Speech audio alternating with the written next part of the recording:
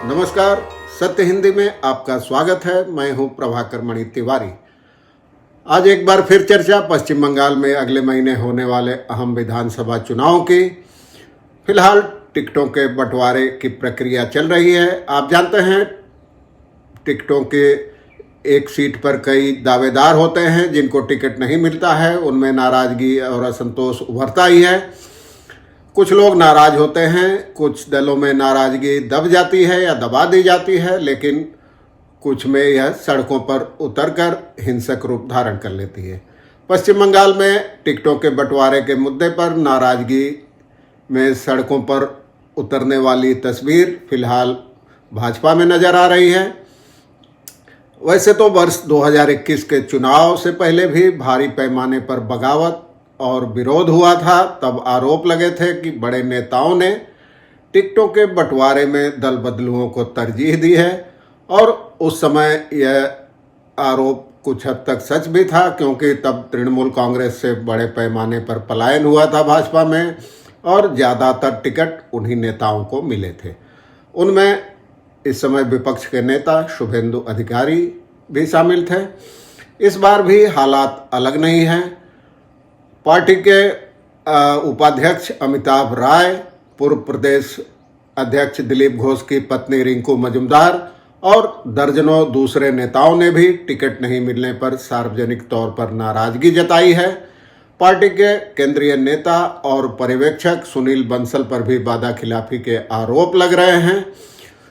प्रदर्शनकारी नेताओं का आरोप है कि जमीनी कार्यकर्ताओं को टिकटों के बंटवारे में तरजीह नहीं मिली है और पैसे लेकर टिकट बेचे गए हैं।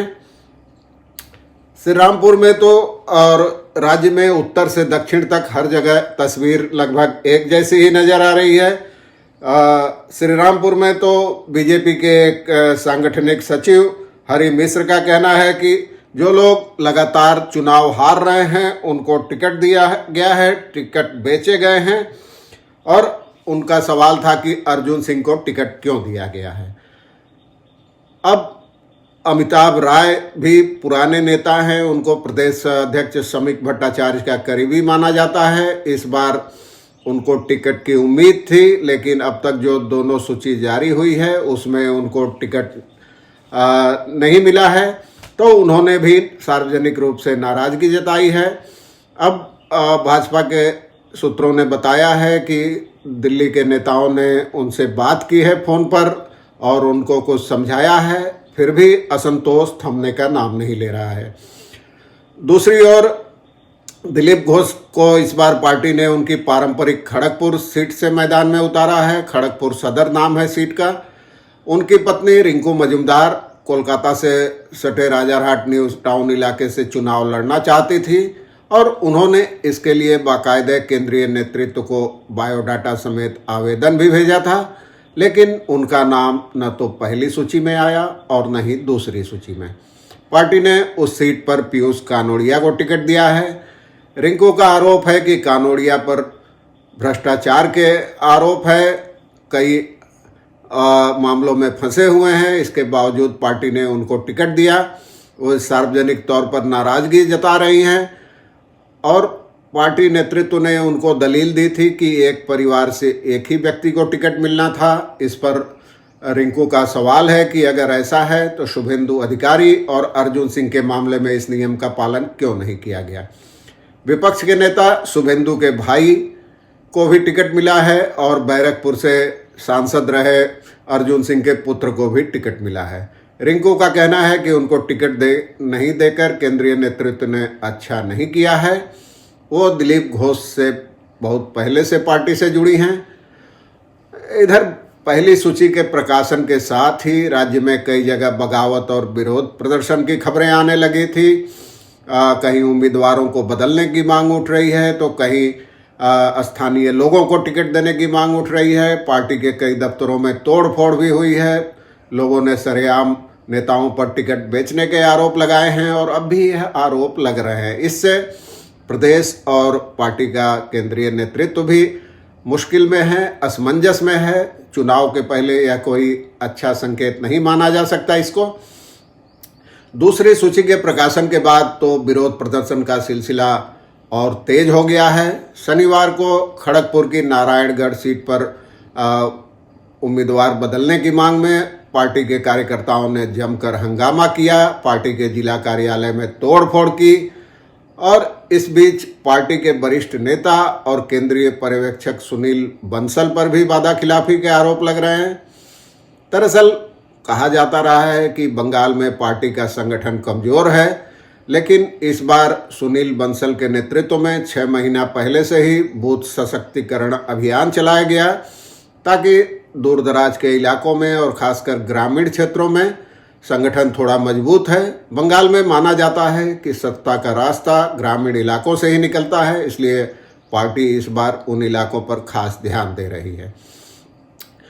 लेकिन इस अभियान के लिए एक 7 सदस्यीय समिति बनाई गई थी, तो बंसल ने कथित तौर पर समिति के 3 सदस्यों को टिकट देने का वादा किया था, लेकिन दोनों सूची में उनमें से किसी का भी नाम नहीं था और जिन सीटों के लिए उनके नाम पर विचार हो रहा था वहां पार्टी ने दूसरे उम्मीदवार मैदान में उतार दिए हैं।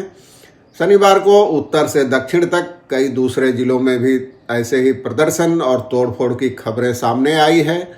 जिस उत्तर बंगाल में पार्टी को मजबूत माना जाता है वहां उसका प्रदर्शन विधानसभा से लोकसभा चुनाव तक काफ़ी बेहतर रहा है। वहां भी असंतोष लगातार उभर रहा है, कई जगह हंगामा और प्रदर्शन होने की खबरें आ रही है। हावड़ा के बाली में तो टिकटों के मुद्दे पर पार्टी में टूट भी शुरू हो गई है। किसी भूमिपुत्र यानी स्थानीय नेता को उम्मीदवार बनाने की मांग में पार्टी के 100 से ज़्यादा कार्यकर्ता और समर्थक तृणमूल कांग्रेस में शामिल हो गए हैं। इसी तरह नदिया जिले के कृष्णनगर में सैकड़ों कार्यकर्ता शनिवार शाम को कांसे और पीतल की घंटी बजाते हुए जिला कार्यालय के बाहर पहुंच गए और वहां जमा होकर नारेबाजी और प्रदर्शन करने लगे। उन्होंने रानाघाट की दोनों सीटों पर उम्मीदवारों को बदलने की मांग उठाई है। उनमें एक पूर्व विधायक भी हैं, लेकिन स्थानीय लोगों का कहना है कि उन्होंने कोई काम नहीं किया, इस बार किसी स्थानीय व्यक्ति को टिकट दिया जाना चाहिए। और रानाघाट को भाजपा का गढ़ माना जाता है, पार्टी वहां काफ़ी मजबूत है, लेकिन अपने इस मजबूत गढ़ में कार्यकर्ताओं और समर्थकों की बगावत से जिला नेतृत्व की परेशानी बढ़ गई है। राजनीतिक विश्लेषकों का कहना है कि दरअसल हर बार चुनाव के पहले ऐसा माहौल बनाया जाता है जिससे कार्यकर्ताओं को लगता है कि इस बार उनका यानी पार्टी का सत्ता में आना तय है, इसलिए टिकटों की खातिर मारामारी मच जाती है। लेकिन चुनाव के समय प्रदेश और केंद्रीय नेतृत्व मिलकर अक्सर 5 साल तक जमीनी स्तर पर काम करने वाले कार्यकर्ताओं की अनदेखी कर देते हैं और किसी दूसरे या बाहरी व्यक्ति को टिकट थमा दिया जाता है। इससे असंतोष उभरना स्वाभाविक है। हालांकि पार्टी के भीतर बढ़ती इस नाराजगी की खबर अब दिल्ली में केंद्रीय नेताओं तक भी पहुंची है। उन्होंने प्रदेश नेताओं से किसी तरह इस पर काबू पाने को कहा है, लेकिन तमाम कोशिशों के बावजूद यह नाराजगी और असंतोष थमने का नाम नहीं ले रही है। अब आगे क्या होगा, हो सकता है थम जाए, जाहिर है लगातार चुनाव तक यह जारी नहीं रख सकता, लेकिन सवाल उठ रहा है कि इस नाराजगी और असंतोष की कीमत क्या भाजपा को चुनाव में चुकानी पड़ेगी। अभी इस बारे में कुछ भी कहना जल्दबाजी होगी, फिर आगे इस बारे में क्या होता है उस बारे में आपको बताता रहूँगा। आज के लिए बस इतना ही। धन्यवाद, नमस्कार।